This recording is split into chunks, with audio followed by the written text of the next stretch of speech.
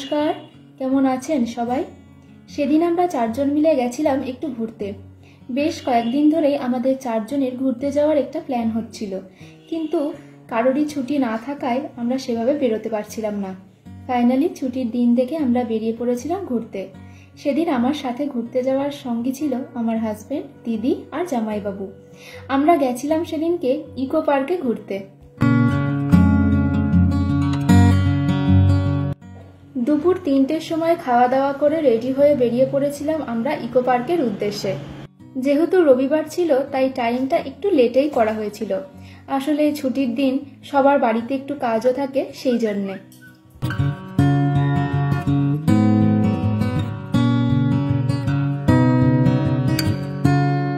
দুপুর 3টের সময় বেরিয়ে একটু ঘুম পাচ্ছিল ঠিকই, কিন্তু 7 জন একসাথে ছিলাম তো, তাই প্রচুর মজাও করেছিলাম।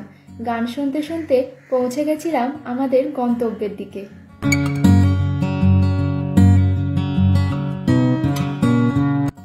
এই ইকো পার্ক যাওয়ার প্ল্যানটা 3-4 সপ্তাহ ধরে আমাদের হচ্ছিল, কিন্তু ওই যে বললাম, কারোরই ছুটি ছিল না। না তো দিদির ছুটি পাচ্ছিল, না জামাইবাবু, আর না ও। তো সেই কারণেই আমাদের ঘুরতে যাওয়াটা একটু লেটের হয়ে গেছিল।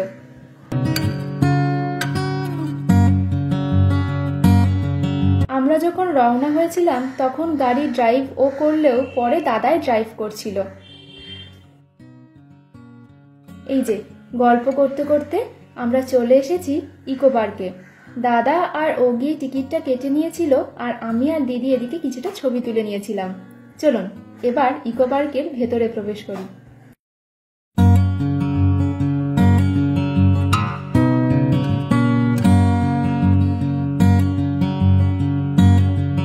এই প্রথম আমার ইকো পার্কে আসা। বিয়ের আগে অনেকবারই ঠিক হয়েছিল, কিন্তু আর আসা হয়ে ওঠেনি। দেখুন সূর্যের আলোটা জলে পড়ায় কি সুন্দর লাগছে। ইকো পার্কে গিয়েই আমাদের ঠিক হয়েছিল বোটিং করার, কিন্তু ওখানে গিয়ে জানতে পারি যে বুকিংয়ের শেষ সময় 6টা পর্যন্ত, আর আমরা ওখানে পৌঁছতেই 5:30 বেজে গেছিল। তারপরে ঘুরে আবার পুরোটা ঘোরা, মানে পার্কটা পুরোটা ঘোরা, তো সেই জন্য আমরা আর বোটিংটা করিনি। ইচ্ছে আছে আর একবার কোনোদিন গিয়ে বোটিং করার।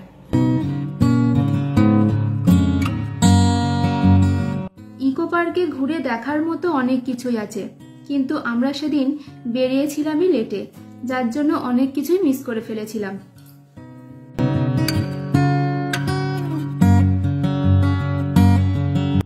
প্রথমে একটা সুন্দর ফোয়ারা দেখে তারপরে আমরা চলে গেছিলাম রোজ গার্ডেনে। অল্প অল্প কিছু গোলাপ ছিল, কিন্তু বেশ ভালোই লাগছিল। এই যে এই দিকের পরিবেশটা দেখুন কি সুন্দর লাগছে।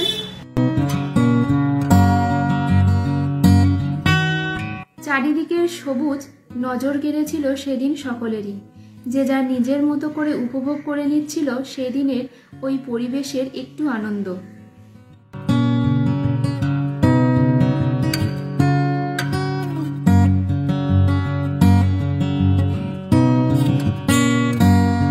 সেদিন অনেক দিন পর এই এত গাছ একসাথে দেখেছিলাম।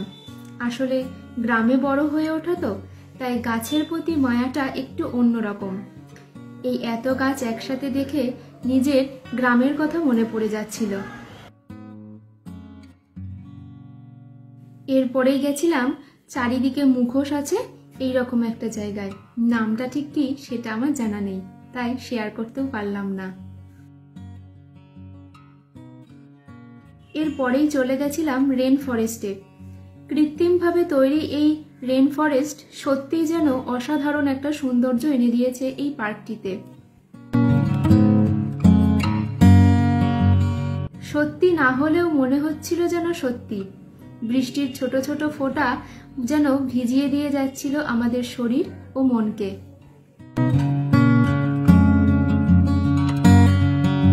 যত কাছে যাচ্ছিলাম ততই যেন মনে হচ্ছিল চারপাশটা কুয়াশায় ঢেকে আসছে।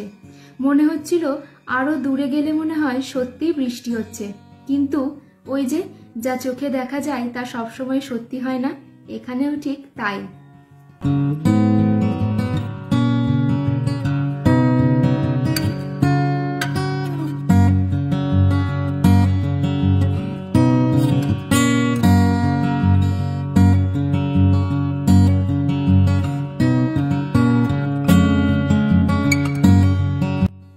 এরপরেই আমরা চলে গেছিলাম ইকো পার্কের আকর্ষণ পৃথিবীর সপ্তম আশ্চর্য দেখতে।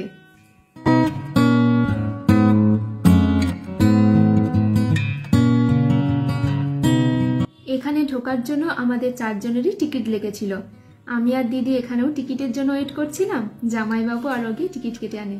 চলুন এবার ভেতরে যাই।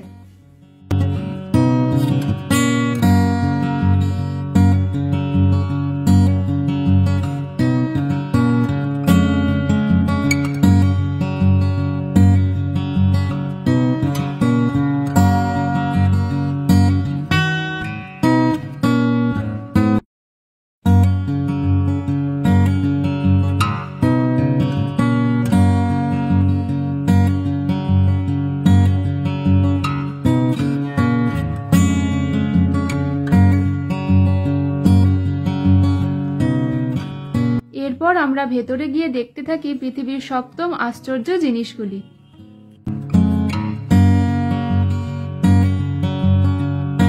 এই সপ্তম আশ্চর্যগুলির মধ্যে একটি হলো পেত্রা।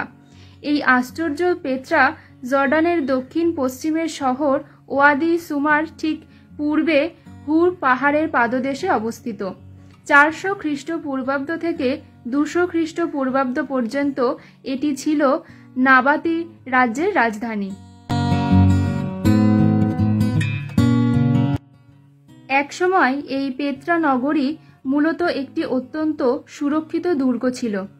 এটি বিখ্যাত এর অসাধারণ প্রাকৃতিক সৌন্দর্য আর গুরুত্বপূর্ণ স্মৃতিস্তম্ভগুলির জন্য।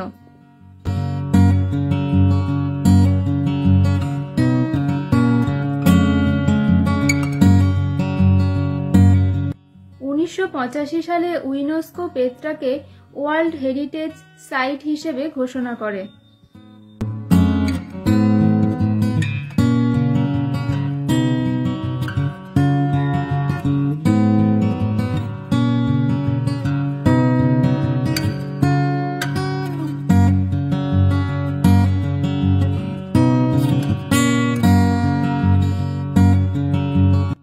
এরপর আমরা সোজা পৌঁছে গেছিলাম ব্রাজিলে। না, ঠিক ব্রাজিল নয়। এরপর আমরা দেখেছিলাম ক্রাইস্ট দ্য রিডিয়াম মূর্তি, যেটি ব্রাজিলে অবস্থিত। মোয়াই মূর্তি, যা ইস্টার দ্বীপে অবস্থিত। ভারতের উত্তরপ্রদেশের আগ্রায় অবস্থিত একটি রাজকীয় সমাধি, তাজমহল।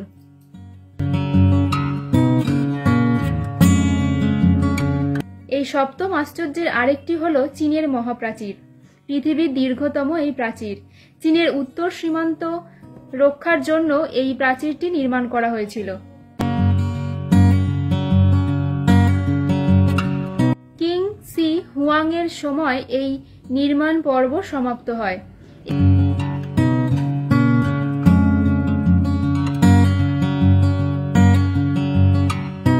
এটির দৈর্ঘ্য হল 21,196 কিলোমিটার।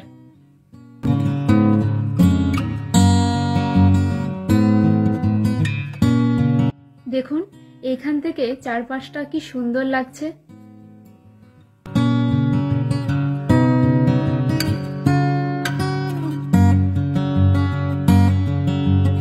সপ্তম আশ্চর্যের মধ্যে আরেকটি হলো দ্য রোমান কলোসিয়াম। ইতালির রোম শহরে অবস্থিত এটি বৃহৎ ছাদবিহীন মঞ্চ। 70 থেকে 72 খ্রিস্টাব্দের কোনো এক মাসে কোনো এক সময় এটির নির্মাণ কাজ শুরু হয়েছিল। 80 খ্রিস্টাব্দে সম্রাট তিতুসের রাজত্বকালে এর কাজ সম্পন্ন হয়।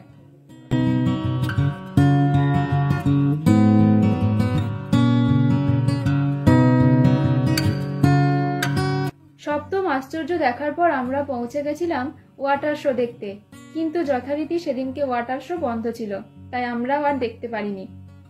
কিছুক্ষণ ওখানে বসে একটু গল্প করে ছবি তুলে তারপর আমরা বেরিয়ে গেছিলাম ইকো পার্ক থেকে, কারণ আমাদের হাতে সময় আর বেশি ছিল না, বাড়ি ফেরার তাড়া ছিল।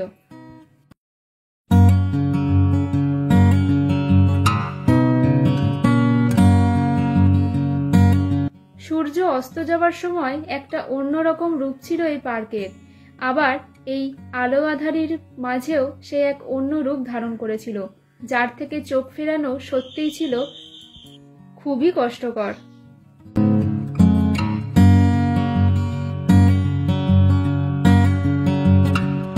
রাত 8:30টার সময় ইকো পার্ক বন্ধ হয়ে যায়।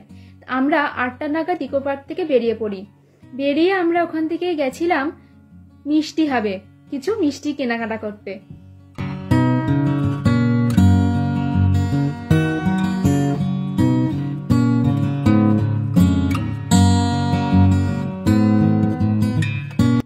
এরপর আমরা মিষ্টি হাব থেকে কিছু মিষ্টি কেনাকাটা করে তারপর বেরিয়ে পড়েছিলাম বাড়ির উদ্দেশ্যে।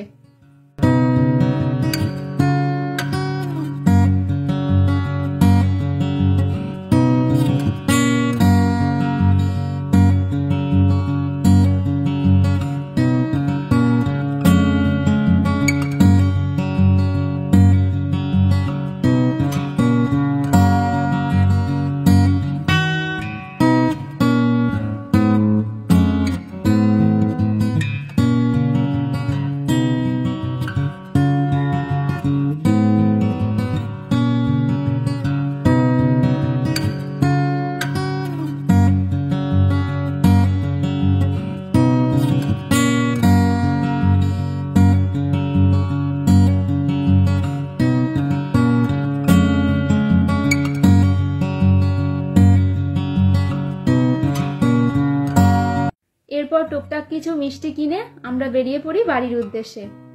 বিকেল থেকে রাত পর্যন্ত সময়টা কেটেছিল বেশ ভালো। 4 জন মিলে বেশ অনেক আনন্দ করেছিলাম, প্রচুর মজাও করেছিলাম। যাই হোক, চলুন তাহলে আজকের ভিডিওটা এখানেই শেষ করছি। দেখা হবে আবার সামনের ভিডিওতে। আর হ্যাঁ, আজকের ভিডিওটা কেমন লাগলো সেটা কিন্তু অবশ্যই কমেন্ট করে জানাবেন। লাইক, কমেন্ট, শেয়ার করতে একদম ভুলবেন না। আর হ্যাঁ, যারা ফেসবুক থেকে দেখছেন তারা প্লিজ পেজটি একটু ফলো করে দেবেন, আর যারা ইউটিউব থেকে দেখছেন তারা একটু সাবস্ক্রাইব করে দেবেন। চলুন দেখা হবে আবার সামনের ভিডিওতে। সবাই ভালো থাকবেন, সুস্থ থাকবেন। আর আজকের ভিডিওটা কেমন লাগলো সেটা অবশ্যই কমেন্ট করে জানাবেন।